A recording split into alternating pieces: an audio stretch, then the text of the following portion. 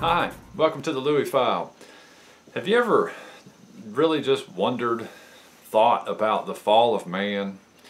If you're a Bible student, you can't get away from it. I mean, I know if you've watched any of my videos, the Louie File videos, you've probably come to realize that I bring us back to the garden and Adam and the fall of man a lot, because we really have to understand how we got into the bad situation before we can really appreciate the cross and what God has really done for us through Jesus Christ.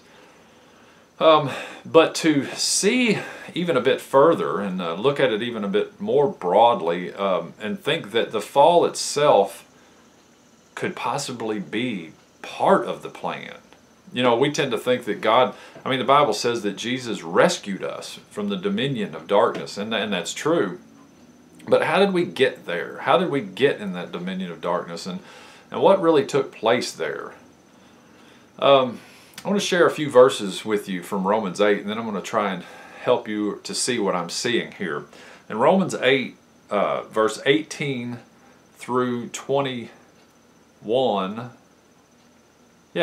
Romans 8, 18 through 21. It says, "For I consider that the sufferings of this present time are not worthy to be compared with the glory that is to be revealed in us. For the anxious longing of the creation waits eagerly for the revealing of the sons of God." That's pretty great. But look at this, verse 20. "For the creation was subjected to futility." Some Bibles might say vanity.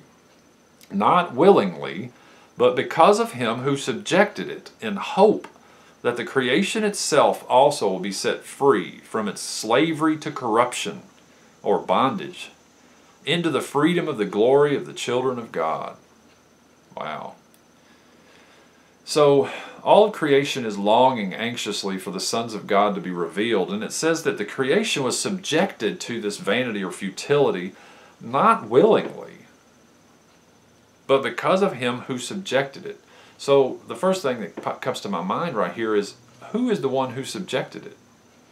Well, it's God. Of course it's God. He's the one that subjected it to this futility, but it says in hope that the creation itself will be set free from its bondage or slavery and brought into the freedom of the glory of the children of God. Amazing, astounding. So this is amazing. So Adam disobeyed God, but God's the one that subjected all of this stuff to bondage, to decay, to futility. But he did it for a purpose. He did it in the hope that we would be fully liberated from it one day, meaning when Christ came, that he would die on the cross, he would be buried, be raised back, and that the offer of liberation and freedom through the cross, by means of us being joined to him. You know, the Apostle Paul said in Colossians 1, he said, "It's Christ in you, the hope of glory." See, the hope of restoration and the hope of liberation is restored. So what's going on here? Well, mankind had to get a real big belly full of the fall and corruption and slavery and sin and decay. He had to come to really know it. He had to smell it and taste it and feel it all the way down to his bones. And then he would know how awful and nasty it was, and he would then seek for another way. You know, I don't know if you've ever done this to your children or if you've ever had this done to you as a child. Nowadays, in a politically correct society, we would call it child abuse. But if like a young son, for example, would have been caught smoking cigarettes, I've heard of parents, now mine didn't do this to me, but I heard of parents doing this.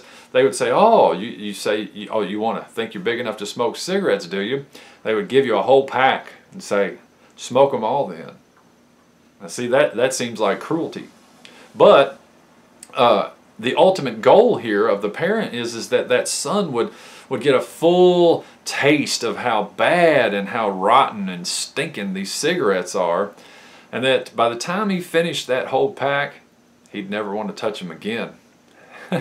You'd never have to worry about him smoking again, because he got the full effect of it in that one-time setting. Well, see, the son might have snuck around to smoke that first cigarette, but the father's the one that subjected him to the whole pack.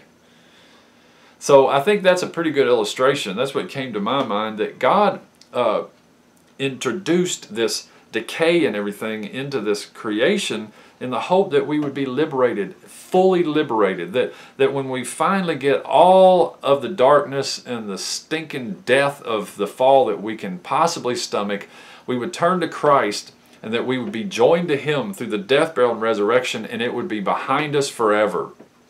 Oftentimes when I go to jail and prison to share the gospel, I tell the men there, I say, you know what, you're in a better position than a lot of people out here walking around that think they're free.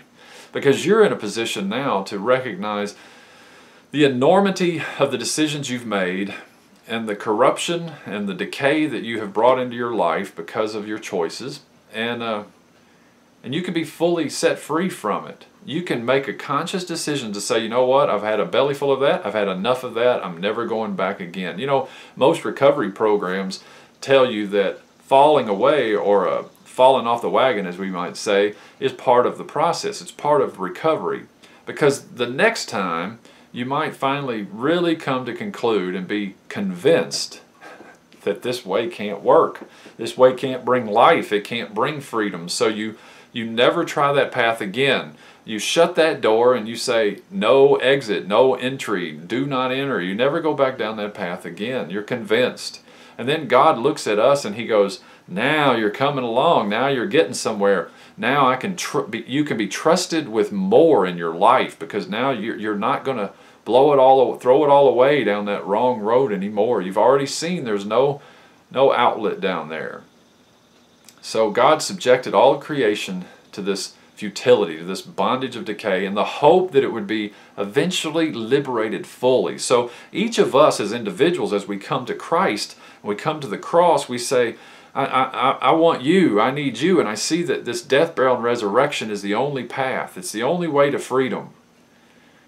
So we do that as individuals, but one day, soon, I believe, the sons of God in the fullness will be revealed, and all of creation will be set back in order. Way back in the book of Isaiah, it talks about how there's going to be a time when little children will play by a snake hole and we won't have to worry about it. And the wolf will lay down with the lamb, and there'll be no more war. There'll be no more death, because the full liberation will have come, and we're going to get to see and taste and smell and experience what God had intended all along. And there'll be no more rebellion there. That might be for another video, but I think that the fall of Lucifer might be because of that. Because he was tricked into thinking that he could do it better and that his own way might work. You know, whereas we come into this existence fallen and involved in corruption already, we get an opportunity to be convinced our way doesn't work before we move off into the eternal realm. And once we do move off into the eternal realm, once we have been made safe by seeing that our way doesn't work, we can be trusted, and there will be never, ever, ever be another rebellion in heaven. And I think that's what God is after. He's after the perfect peace that never, ever goes away. Man, what a plan, what a God. All right, have you been set free today? Cry out to Jesus. He can set you free.